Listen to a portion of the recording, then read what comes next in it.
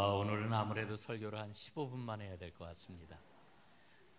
여러분들이 잘 도와주셔야 15분 안에 그칠 것 같고, 아니면은 더 길게 할지도 모르겠습니다. 우리 하나님께서 예비하신 은혜를 여러분 모두에게 충만하게 부어주시기를 간절히 바랍니다. 제가 요즘 발이 많이 좋아졌습니다. 그래서 목발을 짚고 나들이도 가끔 해요. 지난주에 어느 큰 건물에 제가 목발을 짚고 들어간 적이 있었는데, 어찌 하다 보니까 에스컬레이터를 탈 수밖에 없는 그런 상황이 되었습니다. 내려가는 에스컬레이터였는데 그 앞에 딱 서 보니까요, 세상에 에스컬레이터가 이렇게 빠르구나, 얼마나 속도가 빠르게 느껴지든지 목발을 짚고 에스컬레이터를 타는 게 쉽지가 않았습니다. 쉽지 않은 게 굉장히 두렵더라고요. 내려가지를 못하고 거의 5분가량을 그 앞에서 머뭇거리다가 간신히 용기를 내서 올라탔고요, 겨우 내려올 수가 있었습니다. 참 많은 걸 제가 그날 생각하게 되었습니다. 사실 아까 시상할 때도 여러분 보셨습니다마는 제가 목발을 짚지 않고 이 강단 위 정도는 이렇게 다닐 수가 있습니다.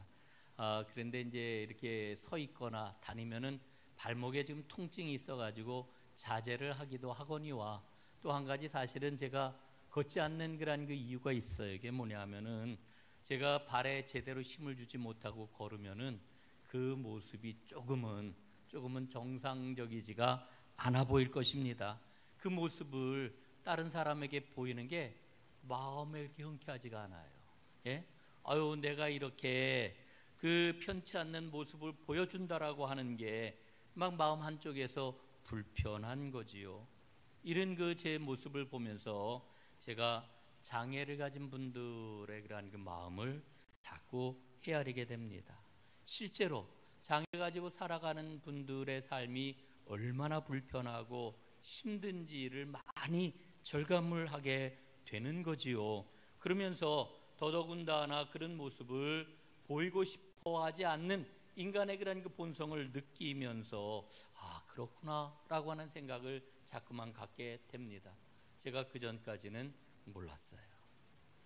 요즘 그래서 저는 하나님께서 주신 말씀 앞에 그런 깨달음을 갖습니다. 하나님께서 나로 하여금 장애를 가진 분들 앞에 서게 하시는구나 라고 하는 깨달음을 갖습니다. 그래서 장애를 가진 분들의 아픔이나 그 마음을 어떻게 쓰는지를 알게 하시는구나 하는 것을 깨닫습니다. 여러분, 누군가의 앞에 서 있다라고 하는 것은 그 당사자의 눈으로 나를 보는 것입니다. 내가 누군가의 앞에 서 있다라고 하는 것을 깨닫는 것은 바로 그 일을 통해 가지고 변화의 계기를 갖는 것이라고 하는 그런 깨달음을 갖지요. 의미 있게 산다라고 하는 것이라고 하는 책이 있습니다. 알렉스 파타코스라고 하는 분이 쓴 책인데, 거기에 보면은 넬슨 만델라 이야기가 나옵니다. 여러분, 만델라가 27년 동안이나 감옥 생활을 하지 않았습니까? 이분이 이제 감옥에서 석방이 되는데 그 일은 전 세계에 아주 엄청난 관심이 되었지요. 그래서 이분이 석방이 되던 날 텔레비전으로 전 세계에 생중계가 되었다고 그래요. 그런데 이분이 이렇게 석방되던 당시에 미국 아칸소 주지사로 이제 복무를 하고 있었던 빌 클린턴이 있었는데, 이분이 그 텔레비전 중계를 봤다는 거죠. 그런데 만델라가 감옥에서 나와가지고 수많은 군중들에게 둘러싸이고 군중들이 막 만세를 부르고 환호성을 지르고 있었는데, 그 순간 만델라의 얼굴이 클로즈업이 됩니다. 그 클로즈업 되는 만델라의 얼굴이 분노의 표정으로 확 변하는 것을 텔레비전을 통해 가지고 이 클린턴이 본 것입니다. 깜짝 놀랐습니다. 그리고 한참이 지난 후에 클린턴은 이제 미국 대통령이 되었지요.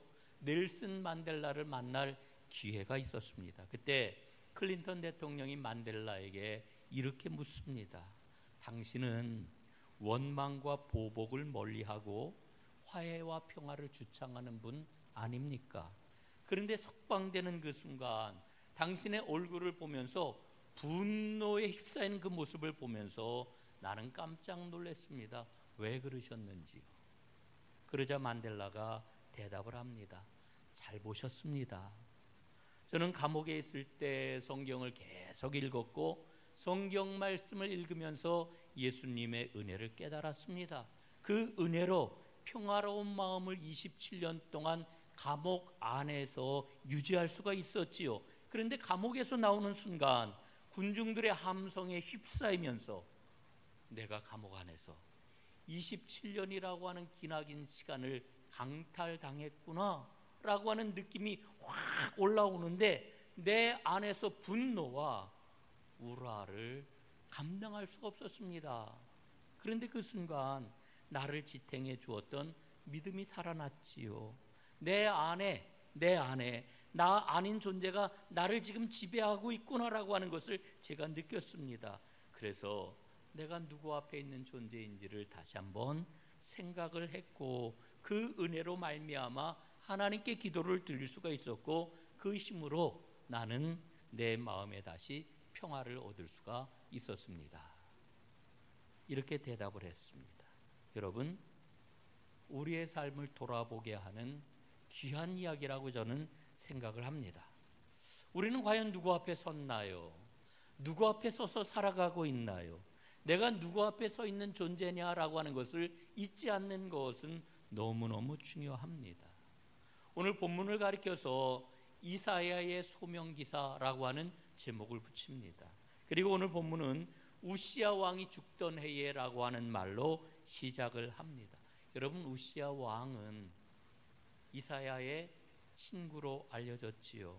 원래 이사야라고 하는 말의 뜻은 여호와께서 구원을 베푸셨다라고 하는 의미입니다.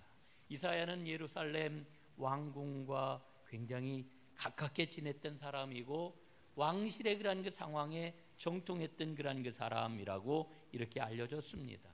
그의 삶의 기반이 되었던 우시야 왕이 죽게 되었을 때에 이사야는 큰 충격을 받고 슬픔에 잠기게 되었습니다. 그리고 그의 삶은 흔들리기 시작했지요. 더군다나 정치적으로, 경제적으로, 영적으로 흔들리는 그러한 나라의 상황은 큰 좌절을 그에게 안겨주었습니다. 그래서 그는 슬픔과 좌절을 이렇게 표현을 합니다. 이사야 1장 4절과 5절에 보니까 이렇게 기록이 되어 있습니다. 슬프다 범죄한 나라요, 허물진 백성이요, 행악의 종자요, 행위가 부패한 자식이로다. 너희가 어찌하여 매를 더 맞으려고 패역을 거듭하였느냐, 이렇게 선포를 합니다. 여러분, 그런데 하나님께서는 이와 같이 낙심하고 좌절하고 아파하고 분노하는 이사야를 그냥 두지 아니하시고 그에게 나타나셨습니다. 그리고 그에게 새로운 그런 그 부르심으로 그를 부르고 있는 것을 발견을 하지요. 자, 오늘 본문은 하나님께서 이사야를 어떻게 부르셨는지 잘 보여주고 있습니다. 우리가 보게 되는 것은 무엇입니까? 첫 번째, 하나님은 하나님의 보좌를 이사야에게 보여주셨습니다. 1절은 이렇게 시작을 하지요. 내가 본즉. 여러분, 이 말씀을 읽게 되면은 이사야가 눈을 들어가지고 하늘 보좌를 보았구나, 이렇게 생각을 할 수 있습니다. 그러나 엄밀하게 이야기하면은 하나님께서 낙심한 이사야에게 하나님의 보좌를 바라보게 하신 겁니다. 이걸 우리는 하나님의 은혜다, 이렇게 이야기하죠. 우리는 모두 다 예수를 믿어요. 그래서 하나님의 백성이 되었어요. 여러분, 하나님 백성 된 삶의 특징이 무엇입니까? 한마디로 이야기하면은 수동태의 삶이라고 이야기할 수 있습니다. 수동태의 삶, 내가 한 게 아니라 하나님이 하셨습니다. 여러분, 믿음의 길을 걷는다라고 하는 것은 나의 모습, 내 삶을 하나님의 눈으로 본다라고 하는 것을 뜻하는 것이지요. 여러분은 여러분 자신을 얼마나 잘 보고 계시는지요? 우리는 어린이들을 참 좋아하는데, 여러분, 그런데 어린이에게는 맹점이 하나 있어요. 그게 뭘까요? 자기를 못 본다는 거지요. 애들이 자기를 보는 거 봤습니까? 내가 누구인지 애들이 자기를 봐요? 절대 보지를 못합니다. 아기들이 얼마나 이기적인데요. 얼마나 자기밖에 모르는데요. 그런데 문제는 어디에 있느냐 하면은 나이를 먹어도 아직 어린아이의 일을 버리지 못한 그런 사람들을 우리는 종종 보지 않습니까? 여러분, 자기를 본다라고 하는 것은 내 안에 결함을 보는 것이요, 나의 부족함을 보는 것이요, 나의 허물을 보는 것입니다. 그런데 우리가 이 허물을 본다고 해서 이것을 내가 해결할 수 있는 게 아니고요, 하나님께서만 해결해 주실 수가 있습니다. 하늘에서 하나님이 다가오셔가지고 나를 접수해 주실 때에 그 문제가 해결이 될 수가 있는 거지요. 여러분, 우리의 믿음은 하나님 앞에 수동으로 서 있는 그와 같은 세계입니다. 이것이 바로 하늘을 바라본다라고 하는 이 말의 의미라고 할 수 있습니다. 오늘 이사야는 고백을 해요. 내가 본즉. 그러나 하나님께서 이사야에게 보여주신 것이지요. 이사야로 하여금 바라볼 수 있는 은혜를 이제 베풀어 주신 것입니다. 사랑하는 여러분, 이사야에게 베푸셨던 이 은혜가 여러분에게도 임할 수 있기를 간절히 바랍니다. 앞에서 말씀을 드렸어요. 이사야는 우시야 왕이 죽고 세상이 흔들리자 자신의 삶도 흔들리는 것을 이제 느꼈습니다. 그러나 하나님께서 자기로 하여금 하나님의 보좌를 바라보게 하시는 그 인도하심을 놓치지 않았습니다. 그래서 오늘 1절 말씀을 계속해서 보니까 내가 본즉 주께서 높이 들린 보좌에 앉으셨는데, 이렇게 말씀이 계속 이어지는 것이지요. 여러분, 이사야는 보좌에 앉으신 하나님의 영광을 보았습니다. 또한 성전에 가득한 하나님의 임재를 보았습니다. 1절 2절 말씀을 계속해서 보니까 그의 옷자락은 성전에 가득하였고 스랍들이 모시고 섰는데 각기 6 날개가 있어 그 둘로는 자기의 얼굴을 가리었고 그 둘로는 자기의 발을 가리었고 그 둘로는 날았다. 이렇게 일러주고 있습니다. 사랑하는 여러분, 이사야는 하늘 위에 높이 들리신 하나님, 그리고 성전에 가득한 하나님의 영광, 그 임재를 체험을 했습니다. 천사들이 나타나서 노래를 해요. 거룩하다, 거룩하다, 거룩하다. 이 노래하는 하나님을 배운 것입니다. 그 하나님의 영광을 배우는 순간 그는 지금과는 전혀 다른 그런 흔들림을 경험을 했습니다. 여러분, 그는 우시야 왕이 죽었을 때에 그의 인생의 그러한 그 터전이 무너지는 흔들림을 경험을 했는데, 그런데 하나님의 영광의 임재를 체험을 하면서 그는 전혀 다른 또 다른 흔들림을 체험을 하게 됩니다. 그 흔들림이 뭘까요? 바로 하나님의 사랑이었고 하나님의 은혜였던 것입니다. 여러분, 오늘 이제 강조해서 드릴 말씀이 있어요. 그게 뭐냐 하면은 이사야는 하나님의 영광 앞에서 자신이 누구인지를 봤다라고 하는 것입니다. 여러분, 하나님의 영광의 빛으로 자신을 보게 된 이사야, 이렇게 큰 소리로 외치지요. 5절 말씀입니다. 화로다 나여 망하게 되었도다. 여러분, 하나님의 영광을 보았는데 이사야는 그것을 자랑하거나 그 놀라운 그러한 그 하나님의 영광 앞에 감격하거나 이런 것들을 표현한 게 아니라 그는 뭐라고 표현을 했습니까? 화로다 나여 내가 망하게 되었구나, 이렇게 외치고 있습니다. 여러분, 이사야가 왜 화라고 이야기를 하고 망하게 되었다 이렇게 지금 고백을 하고 있는 걸까요? 누가복음 5장에 보면은 예수님이 베드로를 찾아가서 베드로를 만나시는 장면이 나오지요. 예수님은 베드로에게 말씀을 하셔요. 깊은 곳에 그물을 내려라.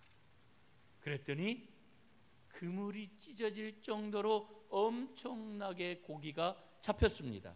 그 순간 베드로는 주님 앞에 무릎을 꿇고 이렇게 고백을 하지요.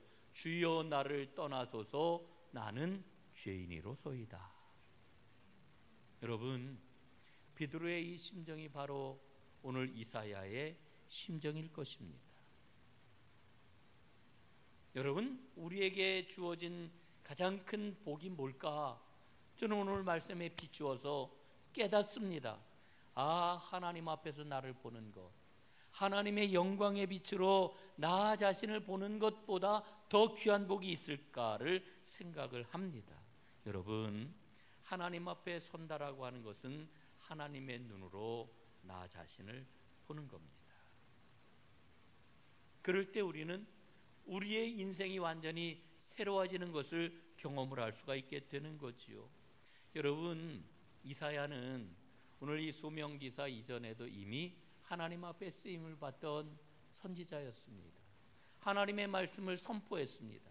그래서 앞에 선포된 이사야의 그러한 그 말씀을 보게 될 것 같으면은 이렇게 외치고 있는 것을 보아요. 화로다 너희 백성들이여, 화가 있도다 너희들이여, 이렇게 지금 선포를 하고 있었는데 오늘 하나님의 영광을 체험하고 나서 그 말이 어떻게 바뀌어요? 화로다 나여, 화로다 나여. 나 자신에 대한 성찰, 나 자신에 대한 발견을 통해 가지고 자신이 얼마나 문제가 많은 것을 깨닫게 되는 거지요.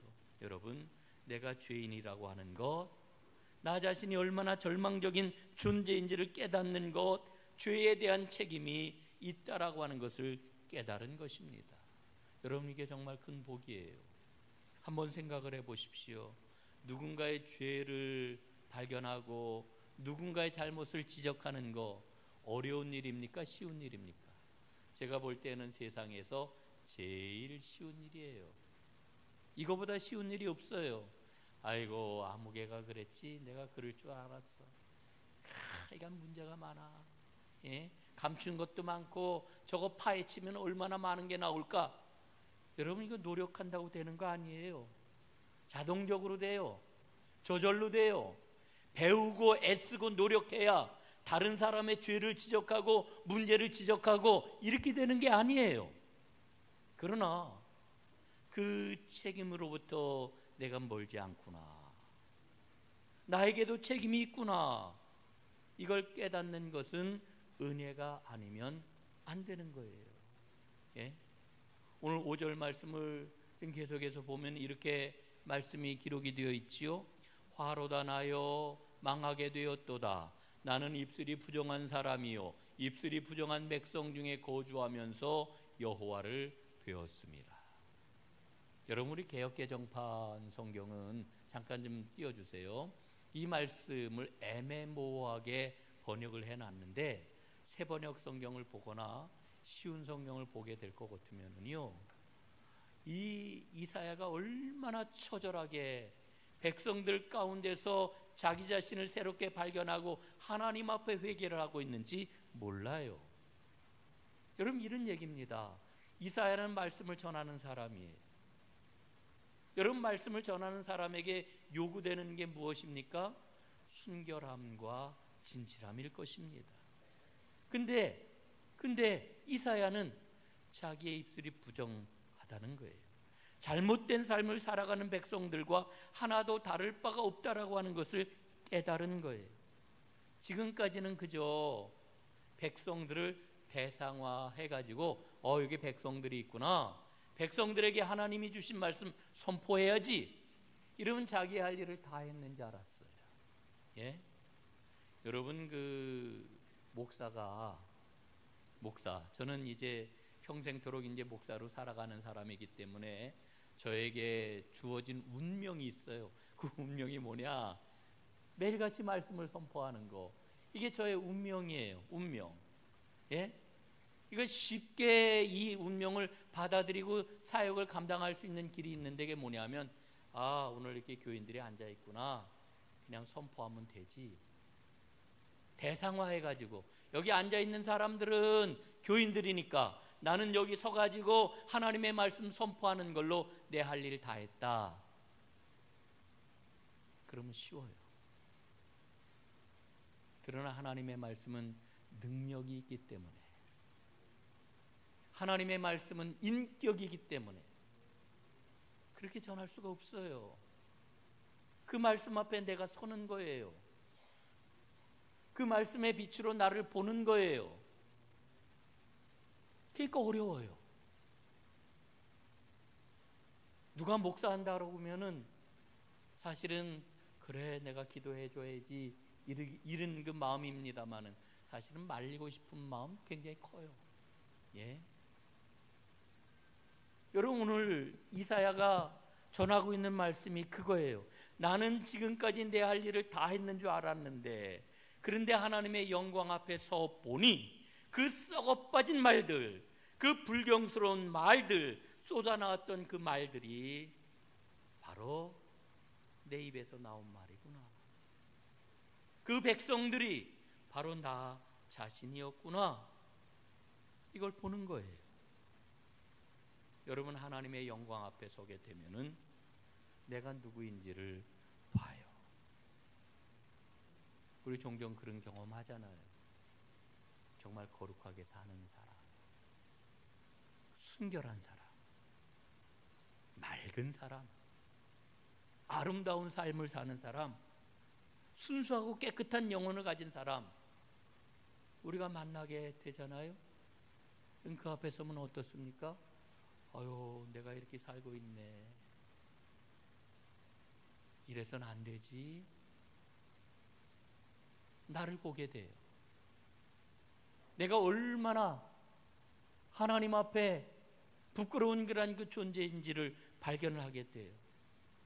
여러분, 사람 앞에서도 이럴진데 하나님의 영광 앞에 서게 된다라고 하면은 어떻게 자신을 발견하지 않을 수가 있겠어요? 오늘 이사야의 말씀은 바로 이걸 우리에게 일러주고 있는 겁니다. 여러분, 하나님의 영광 앞에서 나 자신을 발견하는 것, 저는 이거를 이렇게 고백을 해보아요. 내 안에서 이루어지는 성육신이로구나. 이런 신학적인 용어는 없어요. 말이 안 될지도 몰라요. 그러나 저는 그렇게 고백을 해보는 겁니다. 내 안에서 이루어지는 성육신. 여러분, 내가 하나님의 영광을 체험하게 될 때 내가 누구인지를 보게 되는 이 개인적인 성육신이 누구에게나 꼭 있어야 됩니다. 여러분 한 분 한 분 이와 같은 은혜가 있기를 주님의 이름으로 축복합니다. 여러분, 이게 진짜 신앙이에요. 진짜 신앙. 오늘도 기도 중에 우리 장로님 그런 기도하셨습니다만, 우리가 예수님의 성품을 닮아가고 그 인격을 닮아가는 것, 하나님의 영광의 빛으로 나를 보는 거예요. 내가 누구인지를. 여러분, 그럴 때 우리는 차별화하는, 저 사람과 나는 달라, 세상과 나는 달라, 이런 마음이 아니라 진정으로 하나님의 긍휼을 구하게 되는 거지요. 여러분, 긍휼이 뭡니까? 공감하는 거예요. 함께 아파하는 거예요. 함께 눈물을 흘리는 거예요. 함께 들어주는 거예요. 여러분, 이게 복음이에요. 애통하는 마음이에요. 여러분, 이런 마음이 있을 때에 우리는 하나님의 일을 제대로 할 수가 있게 되는 거지요. 여러분이 자꾸만 일만 가지고서 막 이렇게 저렇게 막 그냥 옥구지지고 하려고 그러는데 아니에요. 하나님께서 우리에게 원하시는 것은 바로 하나님의 영광의 빛으로 나를 보고 애통하는 마음으로, 주님의 심정으로 우리의 형제들을, 우리가 살아가는 세상을 바라보는 이와 같은 은혜를 하나님은 주시기를 원하셔요. 오늘 6절과 7절 말씀 보니까요, 스랍 하나가 부젓가락으로 제단에서 집은 수추로 내 입술에 대면 내 악이 제하여졌고 내 죄가 사하여졌느니라 말씀하셔요. 여러분, 이사야의 죄가 사하여진 것이에요. 이사야의 그 부정했던 입술이 깨끗해진 것이지요. 성령이 임하게 될 때에 이와 같은 사함의 역사가 일어나는 줄로 믿습니다. 여러분, 우리에게 절실한 것은 우리의 모든 악과 죄와 허물을 하나님께 사함받는 겁니다. 이게 새로운 존재예요. 그럴 때 우리는 사명자가 되는 것이지요. 여러분, 이사야 선지자는 놀라운 메시아 예언을 얼마나 많이 우리에게 전해 주었습니까? 이사야서의 핵심적인 장을 꼽으라고 하면은 여러분 서슴지 않고 아마 이사야 53장을 여러분 모두 다 펼칠 것입니다. 53장 6절에 보니까 이런 말씀이 나와 있어요. 우리는 다 함께 읽어보시겠습니다. 시작. 우리는 다 양 같아서 그릇 행하여 각기 제 길로 갔거늘 여호와께서는 우리 모두의 죄악을 그에게 담당시키셨도다. 아멘. 자, 여러분 이 말씀을 잘 보세요. 예? 이 말씀에서 제가 강조하려고 그러는 게 뭐냐 하면은요, 이사야는 그들의 죄라고 말하지 않아요. 우리의 죄라고 말을 해요. 예? 우리는 다 양 같아서 그릇 행하여 각기 제 길로 갔거늘 여호와께서는 우리 모두의, 그들의 죄가 아니라 우리 모두의 죄악을 그에게 담당시키셨도다 말씀을 해요. 여러분, 이게 바로 하나님의 영광을 체험을 하고 자신을 새롭게 발견한 사람의 모습인 거지요. 하나님 앞에 어떤 은혜를 구하고 계십니까? 이 은혜가 오늘 우리에게 절실합니다. 이 은혜만이 나를 살릴 수 있고요, 이 은혜만이 다른 사람을 살릴 수 있고요, 이 은혜만이 세상을 살릴 수 있습니다. 이 은혜가 저와 여러분에게, 우리 공동체에 가득하기를 주님의 이름으로 축복합니다. 기도하겠습니다. 영광스러운 하나님을 뵙게 하여 주옵소서. 이사야처럼 나 자신의 허물과 죄를 발견하게 하여 주옵소서. 겸손하게 하나님의 긍휼을 구하게 하여 주옵소서. 이렇게 자신을 바라보는 사람을 통해 하나님 구원의 역사, 생명의 역사를 이어가시려 하는데, 하나님 온 세상에 부어주시는 이 하나님의 평화와 축복을 누리는 우리 모두가 되게 하여 주옵소서. 예수님 이름으로 기도드리옵나이다. 아멘.